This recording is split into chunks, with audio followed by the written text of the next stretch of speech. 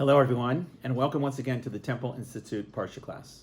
My name is Gedalia Meyer. I'm podcasting from Ma'ale Adumim in Israel. What a week! Israel is heading from a pre-Rosh Hashanah lockdown, which is still in force, to what appears to be an even harsher lockdown heading into Yom Kippur. Nobody here knows how effective this coming lockdown will be, or if the current lockdown has worked to begin with. We can only hope. Meanwhile, in America, riots once again rage in the streets of many cities, and it looks like there is no end in sight for all the conflicts tearing apart society. The upcoming election has gripped the country and much of the world as the two sides look to be increasingly incompatible with each other. Neither side wants to give an inch on any issue, and both sides, of course, insist that truth and good is with them, while falsehood and evil is with the other. Is there any light at the end of any of these tunnels? But we are not going to dwell on all this doom and gloom. There are plenty of platforms available to do just that, so nobody needs one more, especially if we can focus on something as uplifting as the upcoming Parsha. On top of that, we have Yom Kippur coming, which starts this coming Sunday evening. While it is certainly no longer a day of rejoicing like it was in the distant past, it remains a time of great introspection. For those who can muster up the spiritual energy to reflect on their own lives and get into their inner self, there is nothing more invigorating. It is the spiritual equivalent of taking a nice long spell in a sauna. The bad stuff gets sweated out, and the rest remains in a more pure state, free of all the filth. This week's Parsha is called Ha'azinu. That somewhat strange-looking word means something on the order of listen. This, of course, is a variation of the word hear, which is a standard translation of the introductory word to the famous expression Shema Yisrael, or Hear Israel. The difference between hear and listen is probably only semantical, being as a variation of the word for hear comes up later on in the first verse of this Parsha. This opening verse states, I quote, "Listen, heaven, and I shall speak. Hear, earth, the words of my mouth." It is an introduction to the longest poem in the 5 books of Moses, and it takes up almost the entire Parsha. This poem is classically entitled, like the Parsha itself, Ha'azinu. It is written in the Torah scroll in the classic biblical format of spaced columns, unlike the normal prose text, which is a simply continuous lines with paragraph breaks. All Torah scrolls have this poem written in this way to distinguish it from the rest of the text. A poem is called a song in Hebrew, both biblical and modern. This is because this is what a poem really is. It is not meant to be read in normal intonation, but with a sense of emotion, such as that inspired by music. This is not standard reading. It is a song and is meant to be sung. It is not a particularly happy song, as is quickly evident from the words.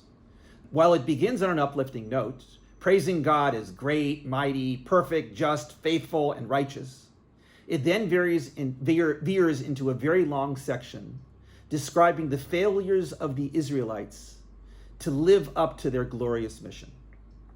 This rather harsh chastisement comprises most of the poem, though it is sprinkled with verses describing how God guided them and attempted to lead them to fulfill their destined role. This is classic biblical telling it like it is. There is no mincing of words to sweeten things up and make them not so bad. God was there to make things work, but the recipients of God's blessings were inadequate for the task at hand. The poem winds through the history of the world from a perspective of divinely ordained destiny. The nations of the world are divided into their groupings, with the Israelites among them and yet distinct.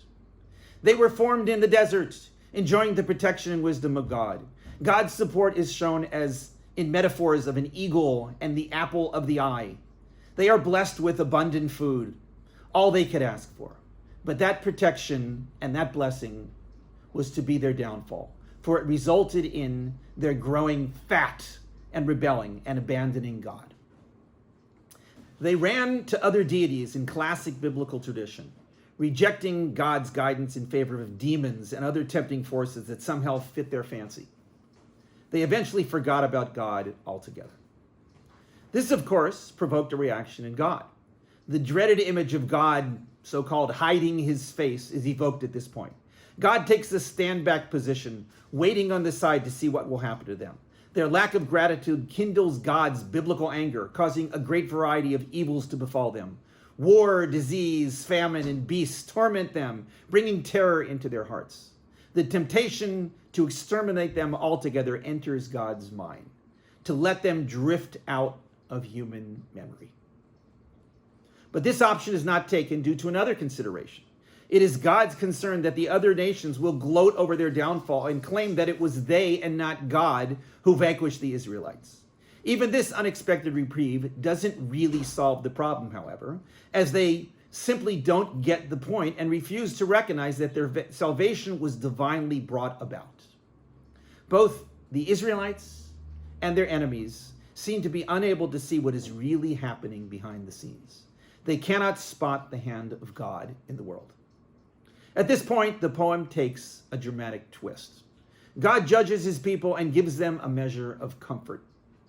With this new chance at hand, God asks them where their alien deities are, the ones in which they trusted. God, in response to this unanswered question, answers it for them in a single verse. Here's the quote. "See now that I am the one, and there are no other gods with me. I kill and I bring life. I crush and I heal, and there is no escaping my power." The rest of the poem is the promise to bring vengeance on God's enemies, whoever they may be.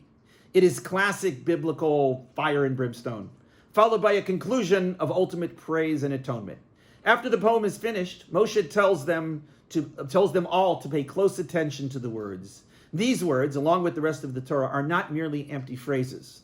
Rather, they are their lifeblood that will enable them to continue in the land that was given to them as an inheritance.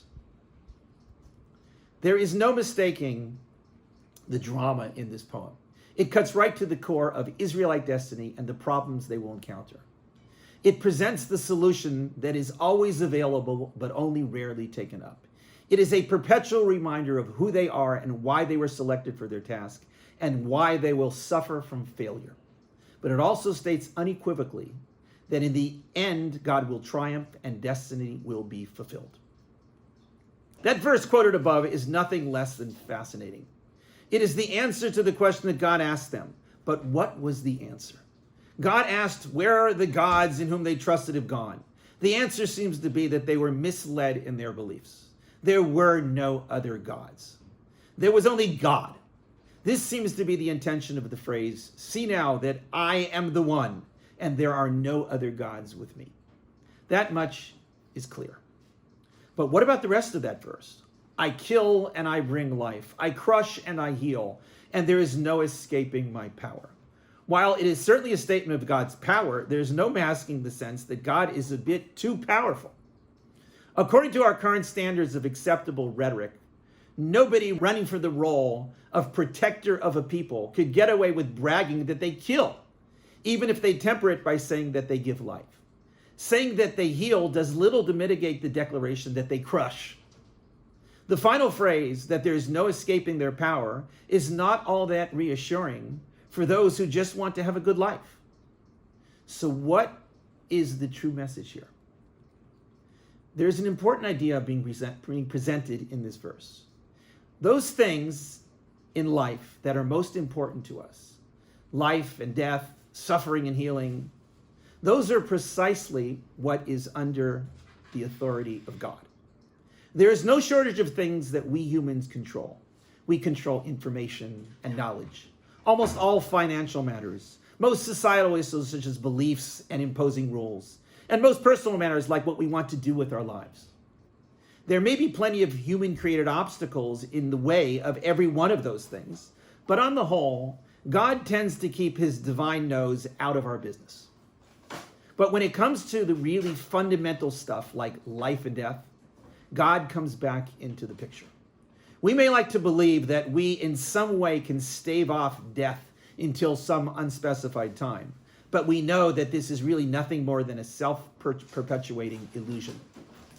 We no more control life and death than we control the path of an asteroid. Suffering and healing are a little more in our hands, but at the end of the day, we are still largely in the same boat we have always been. Happiness is probably every bit as elusive as it was in the days before instant technology and ready-made everything. Life can be just as crushing as it was in medieval times.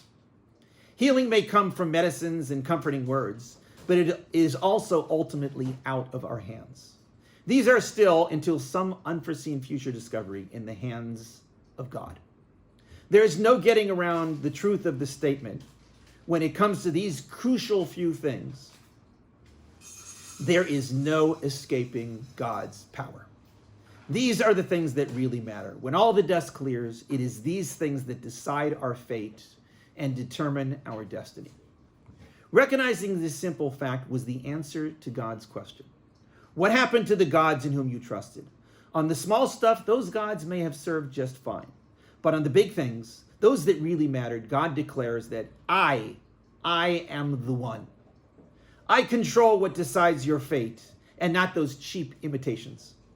If we could somehow get this simple truth down, we would free ourselves from a good deal of the misery that we live through.